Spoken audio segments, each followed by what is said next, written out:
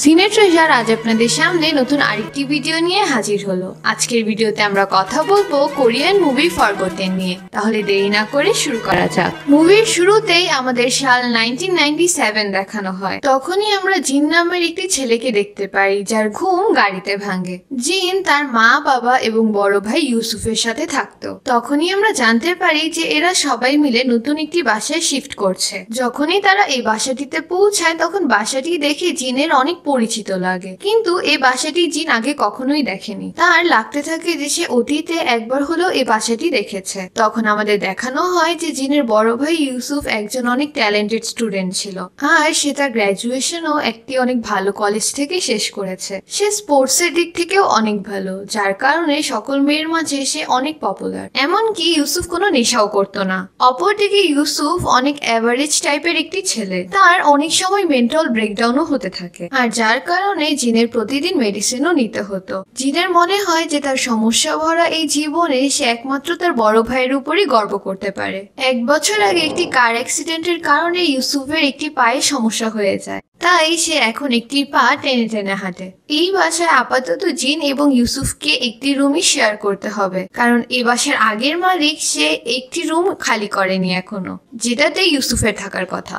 রাতে বেলা ডিনার করার সময় জিন সেই রুম থেকে কিছু আওয়াজ শুনতে পায়, কিন্তু তার পরিবার বলে যে তারা কোনো আওয়াজই শুনতে পায়নি। সেই রাতেই জিন আবার সেই রুম থেকে কিছু আওয়াজ শুনতে পায়। সে যখনই সে রুমে দেখতে যাবে তখনই তার বড় ভাই ইউসুফ তাকে এসে জিজ্ঞেস করে যে সে সেই রুমে যে কি করছে। তখন ইউসুফ তার ছোট ভাইকে নিয়ে বাহিরের বৃষ্টিতে ঘুরতে বের হয়। তারা কাছের একটি পাহাড়ের উপরে যায়। তারা কথা বলতেই থাকে, তখন ইউসুফের ফোনে তার বাবার কল আসে এবং ইউসুফ জিনকে রেখে সেখান থেকে বাসায় যাওয়ার জন্য রওনা দেয়। বাসায় যাওয়ার পথে কিছু গুন্ডাররা ইউসুফকে চারপাশ দিয়ে আটকিয়ে ফেলে এবং তাকে কিডন্যাপ করার ট্রাই করতে থাকে। ইউসুফ নিজেকে বাঁচানোর অনেক ট্রাই করে, আর তখনই জিনের নজর এই ঝগড়াটিতে পড়ে। জিন নিজের ভাইকে বাঁচানোর অনেক ট্রাই করে, তবুও সে তার ভাইকে বাঁচাতে পারে না এবং কিডন্যাপার্সরা ইউসুফকে নিয়ে যেতে সফল হয়। এইসব ঘটনা দেখে জিন অনেক বেশি ভয় পেয়ে যায় এবং বাসায় যেয়ে সে তাড়াতাড়ি এই সকল ঘটনা তার বাবা মাকে খুলে বলে। এরপর জিন একটি স্বপ্ন দেখে, যেখানে সে দেখতে পারে যে কাউকে অনেক বেশি ডেঞ্জারাস ভাবে ইনভেস্টিগেট করা হচ্ছে, আর তখনই তার ঘুম ভেঙে যায় এবং সে তার বাবা মাকে তার পাশে দেখতে পায়। পরের সিনে সে ডিটেকটিভদেরকে সেই ভ্যানের নাম্বারটি জানায়, কিন্তু ডিটেকটিভরা জানায় যে এরকম কোনো নাম্বার এক্সিস্টই করে না। এরপর অনেকদিন পার হয়ে যায়, কিন্তু ফ্যামিলির কাছে র্যানসামের জন্য কোনো কল আসে না। একদিন রাতের বেলা হঠাৎ জিন আবার সেই রুম থেকে কিছু আওয়াজ শুনতে পারে এবং ইন্টারোগেশনের স্বপ্নটা তার আবার আসে। গায়েব হওয়ার 19 দিন পর ইউসুফ ফিরে আসে, কিন্তু এই 19 দিন ধরে ঘটে যাওয়া কোনো ঘটনাই তার মনে ছিল না। ডাক্তাররা ভাবে যে তার স্মৃতিশক্তি চলে গিয়েছে, আর এখন তার পরিবাররা কেবল একটি কাজ করতে পারবে, সেটা হচ্ছে অপেক্ষা। সেদিন রাত্রেবেলা জিন ইউসুফকে বাড়ি থেকে বের হতে দেখে ফেলে। পরের দিন জিন তার মেডিসিনটি নেওয়া ভুলে যায় এবং সকালে নাস্তা করার টেবিলে সে ইউসুফকে জিজ্ঞেস করে আগের রাতে সে কোথায় গিয়েছিল, কিন্তু এটা ইউসুফ একদম না করে দেয় যে সে এর আগের রাতে বাহিরে যায়নি। তখনই যখন ইউসুফ বাসা থেকে বের হচ্ছিল তখন জিনের একটু আজব লাগে, কারণ ইউসুফ লেফট পায়ের জায়গায় রাইট পা একটু টেনে টেনে হাঁটছিল। সেদিন রাত্রেবেলা জিন নিজের স্টাডি টেবিলেই ঘুমিয়ে পড়ে। সেটা দেখে ইউসুফ সেই মোমেন্টের অ্যাডভান্টেজ নিয়ে আবার বাসা থেকে বের হয়ে যায়, কিন্তু এবার বাসা থেকে বের হওয়ার আগে ইউসুফ একদম শিওর হয়ে নেয় যে জিন জাগনা নাকি ঘুম। সে জিনের চোখের পাশে পেন্সিলের লেডটি অনেক বড় করে বের করতে থাকে, আর সে ততক্ষণ থামে না যতক্ষণ না সেই পেন্সিলের লেডটি ভেঙে নিচে পড়ে যায়। ইউসুফ চলে যাওয়ার পর আমরা দেখতে পারি যে জিন আসলে জাগনা, আর সে ট্যাক্সিতে করে তার বড় ভাইয়ের পেছা করা শুরু করে। গাড়িটি ইউসুফকে একটি বাজারে নামিয়ে দেয়, আর ইউসুফ মুখে একটি সিগারেট নিয়ে হাঁটতে থাকে। জিন ইউসুফকে দুটি লোকের সাথে দেখতে পারে। সেই লোক দুটিকে দেখে সে চিনে ফেলে যে তারা কারা। আসলে এরা সেই ডিটেকটিভরাই যারা তার বাসায় জিজ্ঞাসাবাদ করতে এসেছিল। জিন অনেক দ্রুত ধরা পড়ে যায় এবং ইউসুফ পিছন থেকে এসে তাকে অজ্ঞান করে দেয়। পরের দিন সকালবেলা জিনের ঘুম তার স্টাডি টেবিলে ভাঙে এবং বেডে সে ইউসুফকে দেখতে পেয়ে একটু ভয় পেয়ে যায়। তখন জিন তাড়াতাড়ি যেয়ে নিজেকে বাথরুমে বন্ধ করে দেয়, আর ইউসুফ তাকে জিজ্ঞাসা করে যে সে কেন নিজেকে বাথরুমে বন্ধ করে ফেলেছে।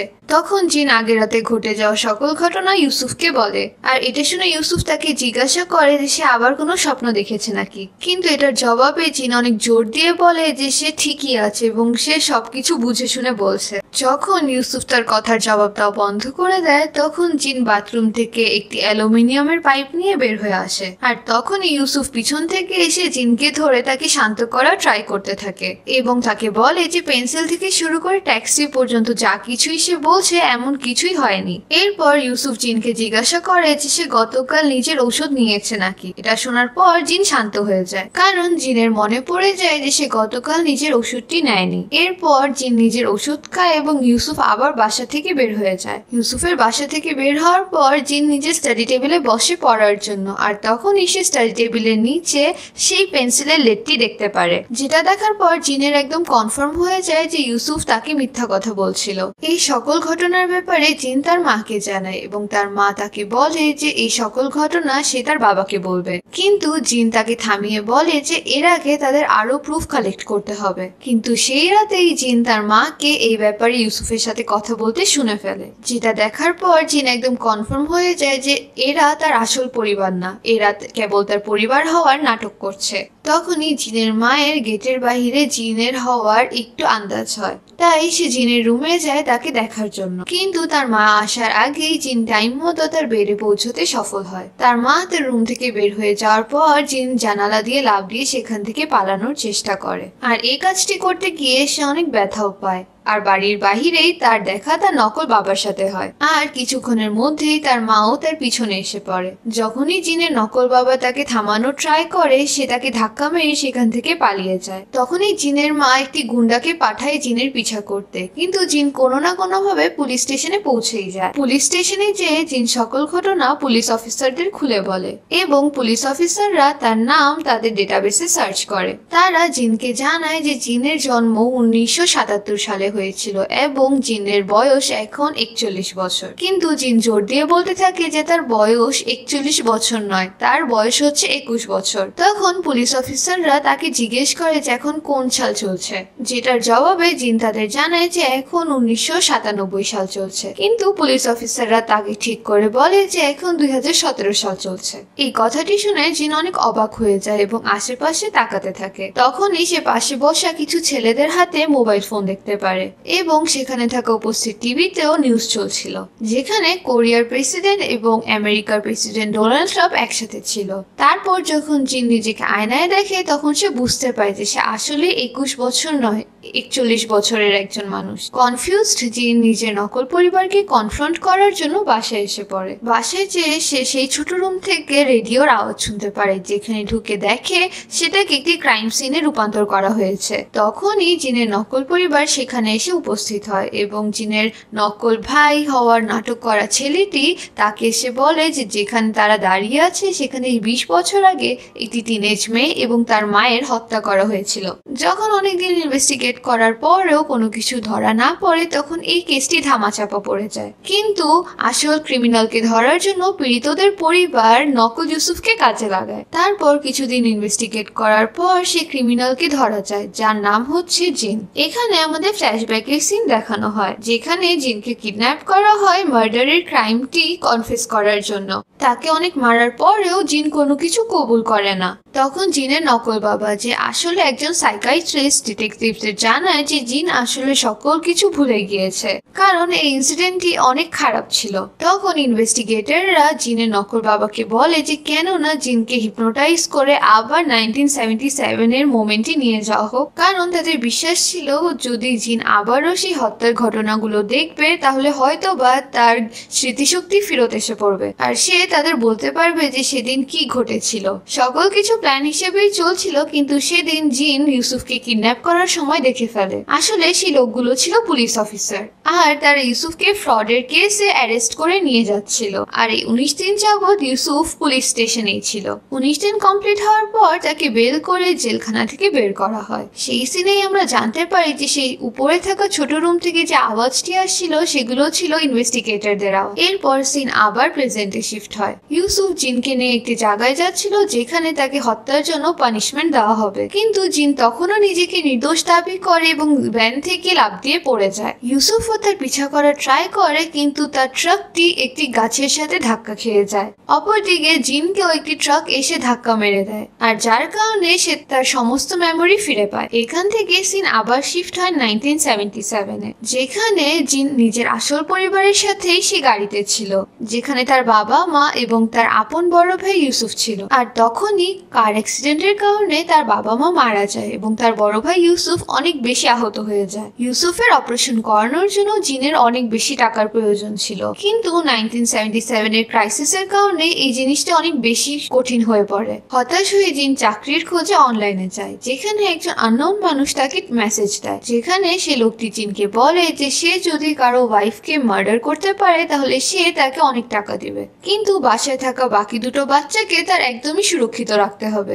বলে দাও বাসায় যেতে গেলে জিনের মন একদমই মানে না কাজটি করার জন্য। সে যখনই বাসা থেকে বের হয়ে যাবে তখনই সেই মা এবং মেয়েটি তাকে দেখে ফেলে এবং জোরে জোরে চিল্লাতে থাকে। জিন অনেক বেশি ভয় পেয়ে যায় এবং তাড়াহুড়োতে সে সেই মা এবং মেয়ে দুজনকেই মেরে ফেলে। তখনই রুম থেকে সে ছোট বাচ্চাটি বের হয়ে আসে এবং জিন তাকে নিজের বেডে ফেরত চলে যেতে বলে। যখনই জিন বাসা থেকে বের হয়ে আসবে সে দেয়ালে একটি ছবি দেখতে পায়, আর দেখে সে বুঝতে পারে যে আসলে তো এটা সেই ডক্টরের পরিবারটি যে তার ভাই ইউসুফের চিকিৎসা করছে। এরপর জিন সে আননোন লোকটার সাথেই দেখা করে যে আসলে সেই ডক্টরটি ছিল।